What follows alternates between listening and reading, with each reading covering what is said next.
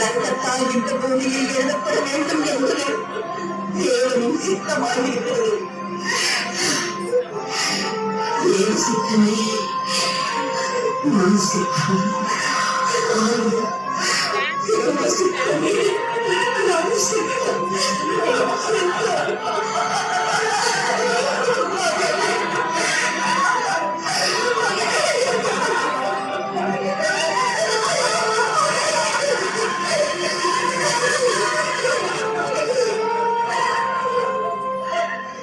அன்னை மேரிக்காக ஆகாய மேகம் தொடுத்த வழக்கு.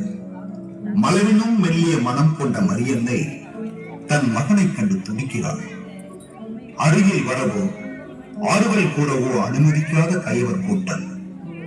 இக்கொடுமையை கண்ட மேகம் ஒன்று குமுறுகிறது.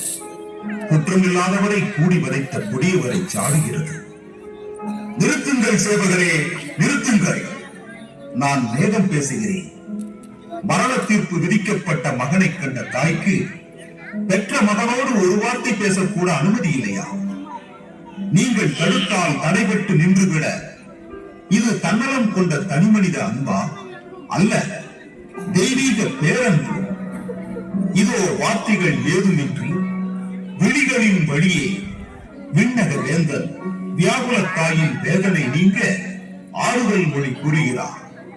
அம்மா, கருவில் என்னை சுமந்த போது 10 மாதம் காத்திருந்த தாங்கள் கல்லறையில் நான் இருக்கும் 3 நாட்களும் கனிவோடு காத்திருங்கள். மீண்டும் உயிரோடு எழுதி உங்கள் மகனாய் மடிமீது தவழ்வே என்கிறார். மானிடர் அறியாத மகிமையின் மொழி கேட்ட அன்னையின் அன்பு முகத்தில் அளப்பரியதோடு அமைதி. மேகமாகிய எனக்கோ கோபம் குறையவில்லை. மற்றவர்கள் அறியாமல் மன்னரிடம் கேட்டேன், இறைவா, மேகமாய் என்னை படைத்து வேதனையில் மழை பொழிந்து வையகத்தை பராமரிக்கும் உமக்கு ஏன் இந்த எழிலை? அடர்ந்த மின்னல் ஒன்றை